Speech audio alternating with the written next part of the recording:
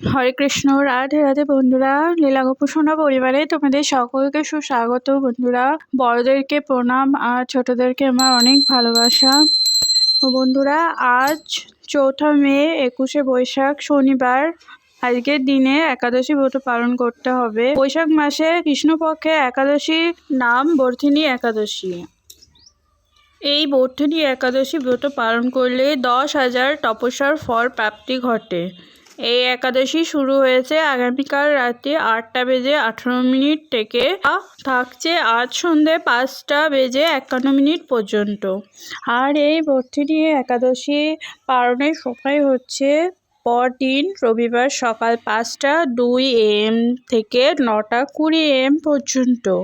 আর যারা এই বর্ধিনী একাদশী পালন করছেন, আজকে যারা একাদশী ব্রত রেখেছেন এবং যারা শ্রীহরির উদ্দেশ্যে পুজো নিবেদন করছেন, তারা প্রত্যেকে এই বিষয়টি জানেন যে একাদশী ব্রত পালন করলে, যে একাদশী ব্রত করছেন সেই একাদশীর প্রত্যেকটি মাহাত্ম্য কথা আছে, তা আমাদের শ্রবণ বা পাঠ করতে হয়। বন্ধুরা, একাদশী প্রত্যেকটা মানুষই করতে পারেন, ছোট বড় বৃদ্ধা সকলেই একাদশী ব্রত পালন করা উচিত।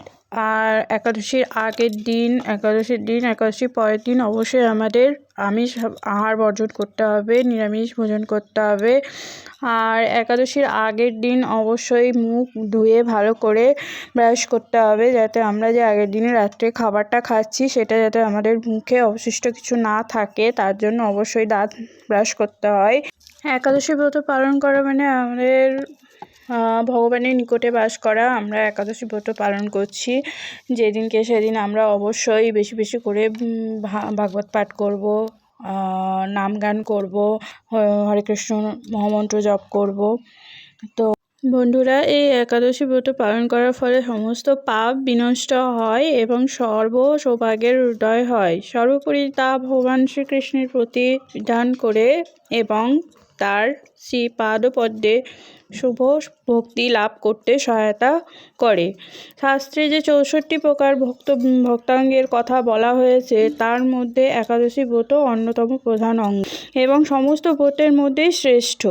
তাই নারী পুরুষ এবং জাতি ধর্ম নির্বিশেষে সকলেরই এই পবিত্র একাদশী ব্রত পালন করা কর্তব্য। একাদশীর দিন বন্ধুরা পঞ্চশস্য বর্জন করবেন, যেমন ডাল, সুজি, আটা, ধান, চাল, সর্ষে তেল ইত্যাদি পঞ্চশস্যের মধ্যে যা যা পড়ে সবই। আর একাদশীর দিন যারা নির্জলা একাদশী ব্রত পালন করেন তারা তো খুবই ভালো করেন, কিন্তু যারা বয়স্ক বা প্রেগনেন্ট আছেন যে মহিলারা, তারা ফল, দুধ, বাদাম, সবজি, আলু সেদ্ধ, আলু ভাজা, সাবুদানার খিচুড়ি, সাবুদানার পায়েস ইত্যাদি সব খেতে পারেন। প্রতিটা একাদশীরই মাহাত্ম্য আছে, প্রতিটা একাদশী আলাদা আলাদা মাহাত্ম্য কথা আছে। তো এই বর্ধিনী একাদশীর ব্রতের মাহাত্ম্য কথা আমি শোনাবো, আপনারা অবশ্যই শ্রবণ করুন। বৈশাখ মাসের কৃষ্ণপক্ষিয়া বর্ধিনী একাদশী ব্রত মাহাত্ম্য ভবিষ্যত্তর পুরাণে যুধিষ্ঠির শ্রীকৃষ্ণ সংবাদে বর্ণনা করা হয়েছে। যুধিষ্ঠির মহারাজ শ্রীকৃষ্ণকে বললেন, হে বাসুদেব, আপনাকে প্রণাম। বৈশাখ মাসের কৃষ্ণপক্ষের একাদশীর কি নাম প্রসিদ্ধ এবং তার মহিমাই বা কি, তা কৃপা করে আমাকে বলুন। শ্রীকৃষ্ণ বললেন, হে রাজন, ইহলোক ও পরলোকে বৈশাখ মাসের কৃষ্ণপক্ষে একাদশী বর্ধিনী নামে বিখ্যাত। এই ব্রত পালনে সর্বদা সুখ লাভ হয় এবং পাপ ক্ষয় ও সৌভাগ্য প্রাপ্তি ঘটে। দুর্ভাগা স্ত্রীলোক এই ব্রত পালনে সৌভাগ্য লাভ করে থাকে। ভক্তি ও মুক্তি প্রদানকারী এই ব্রত সর্বপাপ হরণ এবং গর্ভবাস যন্ত্রণা নিবাস করে। এই ব্রত প্রভাবে মান্ধাতা, ধনুমার আদি রাজারা দিব্য ধাম লাভ করেছেন। এমনকি মহাদেব শিবও এই ব্রত পালন করেছিলেন। 10,000 বৎসর তপস্যার ফল কেবলমাত্র এক বর্ধিনী ব্রত পালনে লাভ হয়। যে শ্রদ্ধাবান ব্যক্তি এই ব্রত পালন করেন, তিনি ইহলোক ও পরলোকের সমস্ত প্রকার বাঞ্ছিত ফল লাভ করেন। হে নৃপশ্রেষ্ঠ, অশ্বদান অপেক্ষা গজদান শ্রেষ্ঠ। গজদান থেকে ভূমিদান, তা থেকে তিলদান, তিলদান থেকে স্বর্ণদান এবং তা অপেক্ষাও অন্নদান শ্রেষ্ঠ। অন্নদানের মতো শ্রেষ্ঠ দান আর নেই। পিতৃলোক, দেবলোক ও মানুষেরা অন্নদানেই পরিতৃপ্ত হন। পণ্ডিতেরা কন্যাদানকে অন্নদানের সমান বলে থাকেন। স্বয়ং ভগবান গোদানকে অন্নদানের সমান বলেছেন।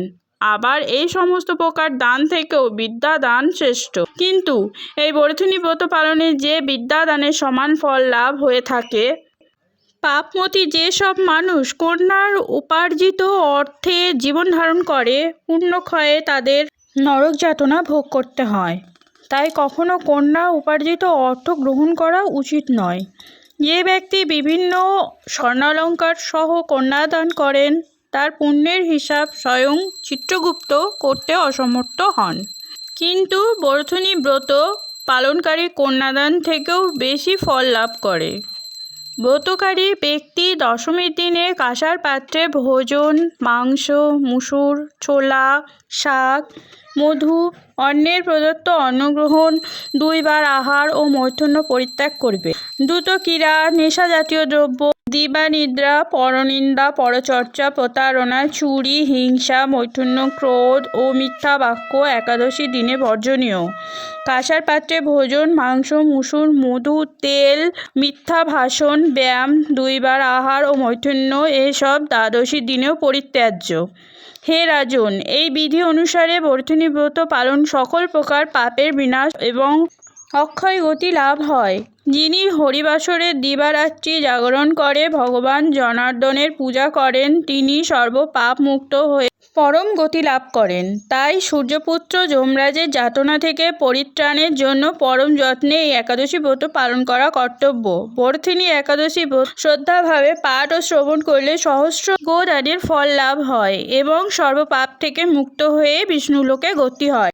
তাই বন্ধুরা, তোমরা যারা কৃষ্ণ ভক্ত আছো তারা সকলে একাদশী ব্রত পালন করো। আর আমার এই ভিডিওটা গোপাল সোনার সেবা দিচ্ছি, যে ভিডিওটা তোমরা দেখছো সেই ভিডিওটা যদি তোমাদের ভালো লাগে তাহলে লাইক, শেয়ার, সাবস্ক্রাইব করে লীলা গোপুসোনা পরিবারের পাশে থেকো। আর আমার যদি কোনো ভুল ত্রুটি হয়ে থাকে সেটা অবশ্যই তোমরা কমেন্টে জানিও। হরে কৃষ্ণ, রাধে রাধে।